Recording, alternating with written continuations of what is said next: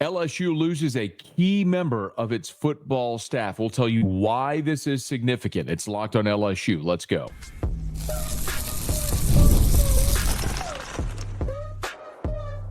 You are Locked on LSU, your daily podcast on the LSU Tigers. Part of the Locked On Podcast Network, your team every day. Okay, let's get it. It is Locked on LSU, your team every day. I'm your host, Matt Moscona. Thanks so much for making us your first listen. We're free, available wherever you get podcasts, of course, on YouTube as well. So please subscribe. As always, one of the fastest ways to help us grow is by leaving your comments below. Today's episode is brought to you by FanDuel. From the first whistle to the final drive, FanDuel makes the NFL playoffs even more exciting. Right now, new customers can bet $5 and get $300 in bonus bets if you win your first bet. Visit FanDuel.com to get started. LSU women remain perfect in SEC play. We'll recap their game down in Gainesville. The 2026 odds are out courtesy of our friends at FanDuel. 2026 college football playoff. Of course, that's next football season, the 26 playoff. We'll get to that here in just a smidge. But on Sunday, Inside Carolina was the first to report that the University of North Carolina and Bill Belichick, their new head coach, is going to hire Bob Diaco as their new linebackers coach. Bob Diaco has spent the past 2 seasons at LSU as a defensive analyst. So you may look at that and think, analyst, support staff, what's the big deal? That's a turnstile. Those guys come and go. And by and large, that is correct. It is not often that I'm going to sit here and bemoan the loss of an analyst. My feeling ever since analysts became in vogue, and Nick Saban was the one who really first started to make use of analysts, kind of as just stockpiling his staff with potential future staff members. I mean, remember Steve Sarkisian was an analyst before he became the Alabama OC. So, by and large, I don't think it's a big deal. This is a really significant deal because of the vacancy on LSU's full-time staff. Of course, Slade Nagel, who was the special teams coordinator and tight ends coach, left LSU to become the OC at the University of Houston. So Brian Kelly had that one full-time staff position to fill, but it wasn't as big a deal because you had Diaco. So let me explain who Bob Diaco is, what he did at LSU, and then you'll understand why this is a really significant deal. Okay. So Bob Diaco is 51 years old. He's still a relatively young coach. He played linebacker at the University of Iowa for his career, started there as a GA. He coached at Western Michigan, Eastern Michigan, and then hooked up with Brian Kelly in 2005 at Central Michigan, where he was co-DC. From there, he goes to Virginia, where he is the linebackers coach and special teams coach. Did I mention that at Western Illinois, Eastern Michigan, and Western Michigan, Bob Diaco coached special teams, along with other position coaches. He coached running backs, linebackers, outside linebackers, but also coached special teams. From 1999 until 2004 at Western Illinois, Eastern Michigan, Western Michigan, part of his responsibilities, special teams. I'm going to keep hammering that. You'll understand why in a second. He joins Brian Kelly's staff for 1 year as co-DC at Central Michigan, then goes to Virginia for 3 years, where he is the linebackers coach and the special teams coach. He leaves Virginia in 2009 to join Brian Kelly at Cincinnati for 1 year, where he is the defensive coordinator, and leaves Cincinnati with Brian Kelly to Notre Dame, where he spends the next 2 years as the defensive coordinator. And then 2 years subsequent as the assistant head coach and the defensive coordinator. So Diaco was with Kelly from 2009 to 2013 at Cincinnati, Notre Dame, then becomes the head coach at UConn, gets fired after 3 years, goes to Nebraska, Oklahoma, Louisiana Tech, Purdue, coached in the USFL or the UFL, whatever it's called, with the New Jersey Generals, and then to LSU as a defensive analyst in 2023. But remember what happened in 2023. LSU hires Jimmy Lindsey to be the defensive line coach. Jamar Cain, in the middle of spring football, leaves to go coach the Denver Broncos. Gerald Chapman is sort of the interim defensive line coach for the rest of spring. He takes the job at Tulane. LSU hires Jimmy Lindsey. And in fall camp, Jimmy Lindsey has a medical episode, a very severe medical episode. And as a result, LSU had to shuffle its staff. John Jancic moved to coach defensive tackles. Bob Diaco moves into an on-field role coaching outside linebackers and special teams. After that season, and of course later that year they brought in Pete Jenkins, but after the 2023 season, the worst defensive season in the history of LSU football, Diaco moves back into his analyst role, and they bring in Slade Nagel to coach tight ends and special teams.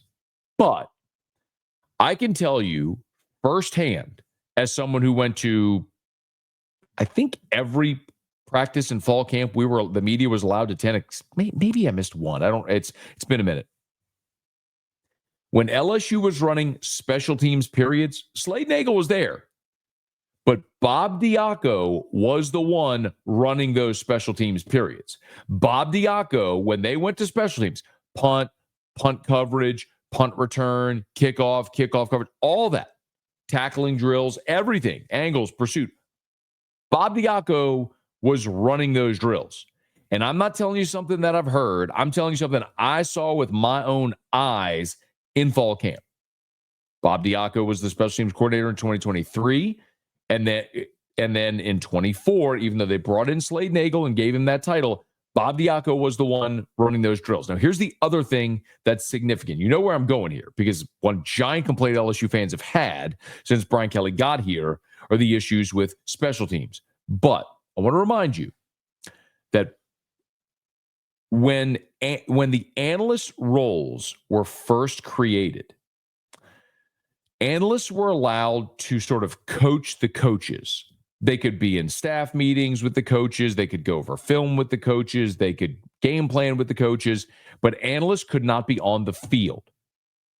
Well, the NCAA changed that, and analysts can coach on the field. And not only can they coach in practice, but in games, they can be there with headsets on. So there were so many times where Bob Diaco, this season in 2024, had a headset on and was running things. Candidly, the only real difference with the 10 on-field full-time staff members and your analysts now are that your on-field staff members can recruit off campus. That's really the only difference. Now, obviously, you're going to give your full-time staff members more responsibility, but Brian Kelly has kind of been able to, I'm using air quotes here, steal a staff member by having Bob Diaco coach special teams. Ever since Brian Kelly was hired and LSU did not retain Greg McMahon, and the first 2 years under Brian Kelly, they were atrocious. You look at the special teams efficiency rankings, and LSU was in the 70s or higher nationally out of 134 teams. They were atrocious. So when you're so bad, when you went from being so good, when for 30 years LSU always had dynamic returners, you had elite kickers, you had this great rotation of punters as well. The special teams was never an issue, and Greg McMahon was great at it. He was a longtime NFL special teams coordinator, and Brian Kelly chose not to retain him and didn't hire a special teams coordinator. And for 2 years, LSU was atrocious at special teams. So everyone has sort of been asking, why don't they hire a special teams coordinator? Well, the reason why I've been good the last 2 years with LSU not hiring a special teams coordinator is because of Bob Diaco. Well, now Bob Diaco is gone. That changes the conversation entirely. I'm going to put some more context behind this as we continue. Locked on LSU. Don't go anywhere. It's Locked on LSU, your team every day. Today's episode is brought to you by PrizePicks, the place to get real money sports action. With over 10 million members and billions in winnings, PrizePicks has changed the game in daily fantasy sports. Whether it's the playoffs or the regular season, PrizePicks has made it easier than ever to win big while enjoying all the football action. And now it's playoff time, and there is no better way to get in on the action than with PrizePicks. So here's how it works. You simply pick more or less on at least two players. And if your picks hit, you could win up to 1,000 times your cash. Yes, that's right. 1,000 times your money just by making a few simple picks. Ready to run your game this football season? Download the app today and use the code LOCKEDONCollege to get $50 instantly after you play your first $5 lineup. That's right, $50 just for playing. Don't wait. Take your game to the next level with PrizePicks. PrizePicks, run your game. Okay, so as I've mentioned, Brian Kelly over the last 2 years, by and large, has been able to get away with not having a special teams coordinator because Bob Diaco has been there. A guy with tremendous experience, as we detailed, coaching special teams. A guy that's been a defensive coordinator and a head coach at the college level who's got tons of special teams experience. So Brian Kelly, in having Bob Diaco on staff, a guy, although he's an analyst, can coach on the field, can run the special teams drills, can have a headset on the sideline during games, can coach the players during games, can effectively be your special teams coordinator as an analyst. That really was the thing that allowed you to get away without not hiring a special teams coordinator. So Slade Nagel leaves to go become the offensive coordinator at the University of Houston, and good for him. That's a fantastic promotion. Slade Nagel was the offensive coordinator at the University of Houston. He was the interim head, at Tulane, and was the interim head coach when Willie Fritz left. And now Willie Fritz at Houston has hired Slade Nagel to be his OC. So Nagel goes from being the tight ends coach at LSU to OC at Houston. Good for him. I have been asked so many times by LSU fans, one of the most common questions I get asked is, okay, well, does that mean Brian Kelly now is going to hire a special teams coordinator? And over and over, I've said, no, he's going to hire a tight ends coach. Because remember, although he was the offensive coordinator, Mike Denbrock was also your tight ends coach. Well, Denbrock left. What did Brian Kelly do? Hired a tight ends coach in Slade Nagel. Well, now Nagel's gone. What's he going to do? I've been pretty clear. He's going to go hire someone to coach tight ends. And the reason he could do that is because he had Bob Diaco to coach special teams. The first couple of years Kelly was here, he just divvied up responsibilities on special teams among his whole staff, and it was horrific results. Now it's a little more convoluted. Listen, in 2024, LSU's special teams were really good. Now there's some numbers you could look at, and this is where sometimes numbers lie. For example, LSU's punt return defense was 82nd in the country. They were 111th in the country in punt returns. Kickoff return defense, they were 102nd in the country. So you look at all that, you go, Matt, they were awful. What are you talking about? They need a special teams coordinator. Yeah, but look at kickoff return defense. There were only 8 kickoff returns all year against LSU. LSU, for example, returned 29. That's because Aaron Burrell was awesome. Aaron Burrell kicked the ball through the end zone all but 8 times all year. Only 8 times all year did someone return a kick against LSU. Every other time was touchback. So that ain't bad. You look at punt returns, kickoff returns. LSU was 3rd in the country, by the way, in kickoff returns. You had 2 kickoff returns for touchdowns we saw with both Xavier Thomas and Aaron Anderson. Punt returns, you were improved, but still 111th in the country.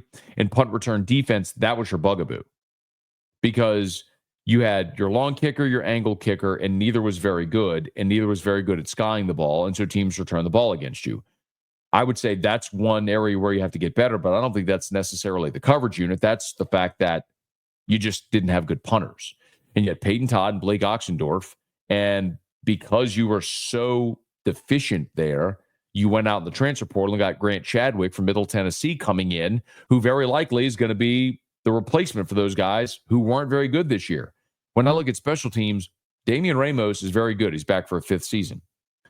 You brought in Grant Chadwick to compete at punter. You do have to replace Slade Roy, who's very good for you as a 3-year starter as your long snapper. Now, there was a couple of notable missnaps this year, but over 3 years, he was generally excellent.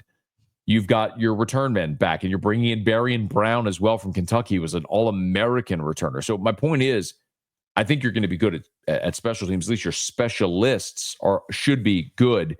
But I think Brian Kelly has a really tough decision now because they were so bad for 2 years on special teams that he brought in Bob Diaco to effectively run that unit. Now that Diaco's gone and you need a tight ends coach, you can't hire both a tight ends coach and a special teams coordinator. You have one spot open as a full-time staff member. So you have to hire either or. And you have to have someone coach your tight ends. It's such an integral part of what Brian Kelly's offense is. And when Mike Denbrock was your offensive coordinator, that was easier because Denbrock was the OC, but was also the tight ends coach. Now, Joe Sloan, who's your OC, coaches the quarterback. So you need someone to coach your tight ends. So it's a little bit of a pickle here. I don't have a name for you. I wish I did. If I hear a name, I'll certainly tell you. The opinion I gave you for many, many weeks here was Tommy Rees because he coached tight ends with the Cleveland Browns this year, and Brian Kelly's tried to hire him. He hired him at Notre Dame and tried to hire him at LSU, so it made a lot of sense. Well, Tommy Rees is now the offensive coordinator with the Browns. So Brian Kelly last week was at the coaches convention in Charlotte, and the coaches convention generally is where coaches and agents go to either get hired or to find new staff members. Coaches and their agents who are looking for work go there to try to get in front of head coaches to hire them, and then coaches who are looking for staff members go to the coaches convention to hire people. It's just a very common thing that happens. That's where a lot of that those relationships are built at the coaches convention. So I would suspect that Brian Kelly's going to move pretty quickly here to fill that final staff role because we're getting close to February now. And so you're less than 2 months away from the start of spring.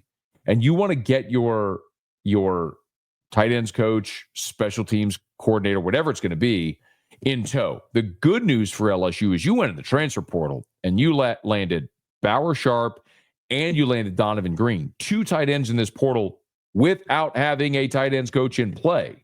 So that's fantastic, but you still have to go fill that role. And it was going to be less complicated as long as you had Bob Diaco on staff because Diaco could coach special teams. Now, far, far more complex. As that develops and when Brian Kelly hires a staff member, we'll certainly tell you about it here on Locked On LSU. Okay, we'll put a button on the show. We've got the 2026 college football playoff odds from FanDuel. We'll share that with you here in just a second. It's Locked On LSU, your team every day. And how convenient. I get to tell you now about our friends over at FanDuel. From the first whistle to the final drive, FanDuel makes the NFL playoffs even more exciting because right now, new customers can bet $5 and get $300 in bonus bets if you win your first bet. That's $300 to keep the action going. The FanDuel app is easy to navigate, and the variety of bets keeps every game exciting. Plus, when you win, you get paid instantly. No waiting around for your winnings, whether you're betting on your favorite team or just looking to add some extra excitement to the playoffs. FanDuel has you covered. Just visit FanDuel.com to join today and get started with $300 in bonus bets. That's FanDuel.com. Make this playoff season unforgettable with FanDuel, an official sportsbook partner of the NFL. Speaking of FanDuel, FanDuel has released their college football playoff odds for the 2026 playoffs. So the 25 season leading into January of 2026 and those playoff odds. This shouldn't surprise you, but Ohio State leads the way at plus 450, followed by Texas and Oregon, which are each at plus 650. If you're not familiar with sports betting, that means if you bet $100 on Ohio State to win next year's national championship, you'd win 450. For Texas and Oregon, if you bet 100, you'd win 650. Georgia is next at plus 700, followed by Penn State, Notre Dame, Alabama at plus 1,600. Tennessee and Clemson, LSU's season opening opponent, at plus 1,800. And then you find LSU with the 10th best odds at plus 2,000, followed by Ole Miss, Texas A&M, and Michigan. I'll tell you, Ohio State, for what it's worth, actually had the best odds at the start of this. Georgia had the best odds to win the national championship at the start of the 2024 season, followed by Ohio State. It looks like Ohio State may very well win the national championship. Notre Dame was in the top 10 as well. So you see a lot of familiar faces. I don't mean to pick apart each of these teams. However, I think there is a pretty stark contrast between the teams ahead of LSU and LSU, and I'll illustrate. Look at Ohio State. Ohio State this year was a team of one-year mercenaries. Will Howard will be gone. Quinshon Judkins will be gone. Travion Henderson will be gone. You will have a ton of that defensive talent gone. Ohio State is going to see a mass exodus similar to what Michigan saw this year after their national championship season. And of course, Michigan ended up being a 500 football team. Well, forgive me, they beat Ohio State, so they won 7 games. But the point is, you look at Michigan after their championship season, or Florida State after their undefeated season, what that looked like this year, or Alabama after Nick Saban retired, and you had this mass exodus of players, and you turned over some 50 out of your 85 scholarship players. The point I've made consistently is you can't lose that much talent year to year and not miss a beat. You're going to regress. So I think Ohio State is due for a regression. They'll have a championship hangover because I think they're going to beat Notre Dame. They'll lose their veteran quarterback. They'll be younger at that position. They're going to lose a lot of their skill guys and their heart and soul on defense. It's hard not to see Ohio State withdraw, retract. I'd say the same about Texas. You're losing your biggest players offensively, some key defensive players as well. And you may be high on Arch Manning, but until you actually go see him do it, what do you really expect? Same with Oregon. They'll be losing Dylan Gabriel. They'll have to replace their quarterback. Georgia will be replacing Carson Beck. Penn State has Drew Aller back. I think, and listen, I think Penn State with some of their returnees actually might make Penn State my favorite in the Big Ten next year. Notre Dame, I'm going in order, by the way, the FanDuel odds. Notre Dame, a offensively skilled, deficient team this year, very good on defense, but they're going to lose a chunk of those guys this year. Alabama, I think that's a farce that they're even there. That's just the name on the jersey. You're losing Jalen Milroe. You weren't a very good football team this year to begin with. You're a 4-loss team. The fact that Alabama is where they are, despite what they're going to lose again, is laughable. Tennessee, you're going to lose a ton on your great defense. They weren't very good on offense outside of their running back, who was the SEC Player of the Year. He's gone after this season. You bring Nico back, but Nico wasn't very good this year. It's a real challenge. And then it's Clemson and LSU. And those are two teams with starting quarterbacks returning. And I think I look at that and I say, there's the difference between the teams ahead of LSU and Clemson and LSU and Clemson, which is all of those teams have great name recognition at good seasons, but all are seeing a massive exodus of talent. where Clemson and LSU are both returning their starting quarterbacks and have a lot of returning talent. And the difference, if I'm differentiating between Clemson and LSU, is, of course, LSU did work in the transfer portal to dramatically improve the team from year to year. So maybe you might look at this as just a homer commentary, but I could poke holes in every team ahead of LSU. The same way, by the way, I did going into this season about Alabama. And you could say it was look, I did the Bama's burning thing, and I understand that a lot of people look at me and not deem me credible because I did that and say I'm biased, and I had a lot of fun with that. But the reality is I was right. I was right. You don't lose Nick Saban and 50 players on your team without missing a beat. And you could say the same about every team with better odds than LSU in 2025. Now, you got to hit on a lot of these portal guys. You have some young guys grow up and develop, and you have to have your veteran quarterback play well. But it's why teams like Penn State, Clemson, and LSU are better positioned than all the other teams I just mentioned because you have veteran quarterbacks returning to those programs, and that's kind of what this year showed us. Look at Will Howard. Look at Riley Leonard. Teams with veteran quarterbacks are playing for the national championship on Monday, and LSU could very well be that team next year. Before we get out of here, quick reminder, the LSU women's basketball team beat Florida 80-63 on Sunday. Florida came out hot there in Gainesville, outscoring LSU 21-15 in the first quarter, but then LSU really ramped up. The second quarter belonged to the Tigers, outscoring Florida 22-12.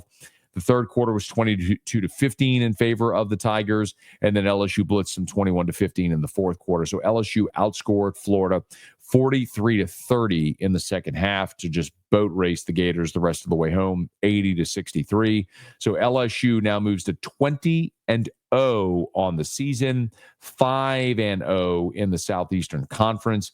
And what a day for the Tiger starters, as Michaela Williams had 22 points, Anissa Morrow had 20 and 10, another double-double. She's a double-double machine. Flaugier had 19 for the Tigers in the ball game, and that was about all you needed. That big three really paced you. Miracle Shepherd gave you 8 off the bench, but your big three of Michaela Williams, Anissa Morrow, and Flaugier Johnson combined for, 40, 59, 61 of your 80 points. So Tigers just continue to truck along now, 80-63. They're 20-0, 5-0 in the SEC, ranked 5th in the country. No doubt that should go up after this win. And the big game will be this week when LSU will go to South Carolina later this week. And a top 5 matchup with LSU against the number 2 Gamecocks, who are 18-1 on the season, 6-0 in SEC play. Their lone loss, by the way, was on the road at UCLA in the pre-conference, a 77-62 game. So big one this week on the 23rd for LSU and South Carolina in Columbia. We'll certainly be following it right here. All right, that'll do it for us here on today's episode of Locked On LSU. Thanks for making us your first listen. Now for your second listen, how about you go check out our guy Chris Gordy over at Locked On SEC, available on YouTube or wherever you get podcasts. If you are listening on podcast, thank you so much. Please subscribe on your favorite podcast app. Rate us, leave a review. If you're on YouTube, smash that like button, subscribe to the channel, hit the bell so you're notified whenever we post a new video, and let a friend know if they love the Tigers. We got you every single day for Locked On LSU, your team every day.